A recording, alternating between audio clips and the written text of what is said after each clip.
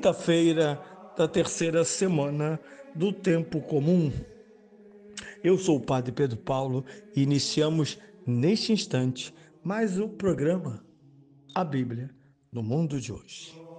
Bem, quinta-feira e vamos ouvir, apreciar e conhecer a tradição da igreja.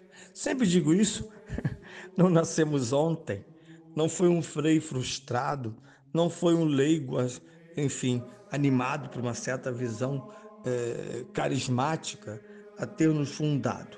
Foi o próprio Deus, no mistério da sua encarnação e, sobretudo, sua encarnação redentora, que começa em Belém e conclui-se à direita do Pai. Deus fundou a Igreja Una, Santa, Católica e Apostólica. E é nela que há 2000 anos prosseguimos. Mas não prosseguimos como quem pega um livro, põe embaixo do braço e vai levando esse livro por aí. Não, não, não. Nós primeiro celebramos o mistério que nos foi dado a conhecer. Celebrar significa, sem discussão, atualizar. Não é o ato de simples memória. E olha que a memória é isso, é a atualização do passado, trazendo o passado à tona por diversos canais, desde a própria memória psíquica e afetiva até os instrumentos da arte.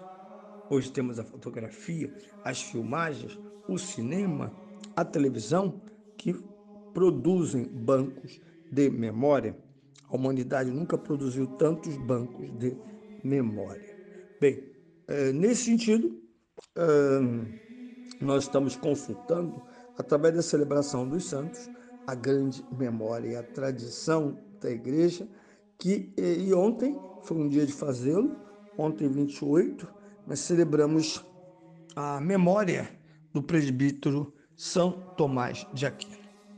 Bem, todos ouviram falar desse nome, São Tomás, presbítero medieval. Eu faço questão de enfatizar medieval. Quanto o seu professor de história, Fabrizinho, estudou pouco ou estudou errado e insiste em imaginar que uma lâmpada tão poderosa como Santo Tomás, que depois de quase 9 séculos, continua iluminando a igreja e as grandes questões da igreja com o Estado, com a sociedade, com a ética, enfim. O ensinamento de Santo Tomás não é uma palavra do tempo das trevas, mas é uma palavra cheia de luz e de inteligência. Jovem filho da nobreza de Aquino, vai se tornar sacerdote na ordem dos dominicanos, uma ordem tudo dedicada ao estudo e à pregação, né? OP, a Ordem dos Pregadores. E ele vai estudar com portentos daquele período medieval, século XII. Ele vai estudar com Santo Alberto Magnus, na Alemanha, num dos conventos dominicanos, e depois será enviado pela ordem para o palco mais recente e grandioso do conhecimento, exatamente no auge da Idade Média, que é o século XII, que é a Universidade Católica de Sorbonne. Hoje chamar a Sorbonne de católica pode parecer aos nossos ouvintes contemporâneos uma heresia, heresia, porque com os séculos do Iluminismo, essa instituição é desfigurada para, primeiro, negar um espaço à teologia no grande debate contemporâneo e permanente da ciência e, sobretudo, combater eficazmente, em parte, o discurso sobre Deus, as práticas sobre Deus, a existência mesma de Deus. Esse foi um papel que se desenvolve muito fortemente, não só em Sorbonne, mas devagarinho nos outros centros fundados pela Igreja, em nome da verdadeira ciência, que não pode excluir, de forma alguma, seus enlaces com a fé, já que, segundo São Tomás, duas asas movem o homem, a razão e a fé. Quando a somente razão, é um homem que está e permanece prisioneiro dos limites do tempo e espaço, da imanência, quanto da arte, quanto da política, quanto da ética e da própria religião, quando esta religião, como é o caso de uma inspiração marxista, quando essa religião busca e apresenta-se como uma grande proposta, buscar paraísos terrestres para como fonte de um caminho de libertação dos oprimidos, dos pobres e etc, etc, etc. Bem, São Tomás brilha imediatamente. Primeiro porque chega na Europa pelos fins do século XI, o grande pensamento árabe, não que chegasse, mas ondas vão chegando, e uma onda importante é um filósofo esquecido, mas ele significa filosofia grega, junto com Platão, sempre cultivado, sobretudo a partir da obra de Santo Agostinho, que é um neoplatônico. Aristóteles foi esquecido. E no século XI para XII, não se tem nem memória do grego clássico para ler ou saber quem fora São Tomás.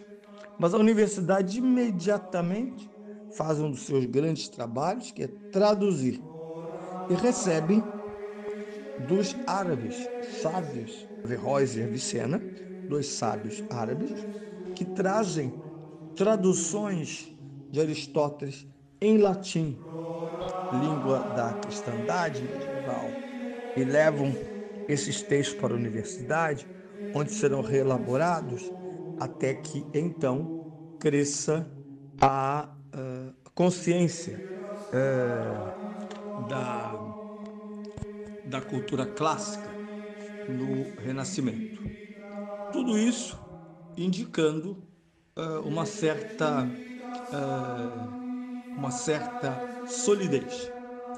São Tomás vai não só ler Aristóteles e trazer as suas características que se completam e às vezes se contrastam, como se nós pudéssemos dizer que com São Tomás solidifica-se uma civilização cristã de influência aristotélica, porque no fundo o cristianismo vai reunir esses dois mestres ao explorar a plenitude da filosofia grega. O cristianismo terá sempre um pensamento, uma teologia platônico-aristotélica. Portanto, esse homem tem escritos, vou citar somente um dos muitos, a Suma Teológica. A palavra suma significa a essência. Quando você está em Portugal, você pede um suco, eles não te dão. Tem que se peça sumo de laranja. O sumo, nós usamos em português no Brasil também supra-sumo, que é o máximo do resumo, máximo da exposição da essência. Ora, essa coleção, que é a Suma Teológica, São Tomás expõe através de sentenças, porque São Tomás também é filho e é um grande operador de um método que ele recebe de seu mestre, Santo Alberto Magno, que é a escolástica. O que a escolástica faz? Ela contribui para algo que será destruído, em parte, pelo pensamento moderno, que é a fé que pede inteligência e a inteligência que pede a fé. Fides queras intellectum. Né? Quando isso ocorre, quando esta harmonia teórico e prática nós temos então uma civilização madura e cristã. E exatamente esse é o projeto, essa é a força de São Tomás. Dele recebemos também contribuições fundamentais para a teologia dogmática, como, por exemplo, nós celebramos a festa de Corpus Christi todos os anos, solenemente, dentro do rito do ano litúrgico, e quem está lá sustentando temas fundamentais católicos, isso é fundamental, sobre a Eucaristia. São Tomás de Aquino, quando ele insiste e, usando o termo grego transubstanciação, diz algo sobre a Eucaristia que não é somente a lembrança ritual da quinta-feira à noite, mas um evento central do cristianismo, pois na Eucaristia, Cristo está presente integralmente em cada parte.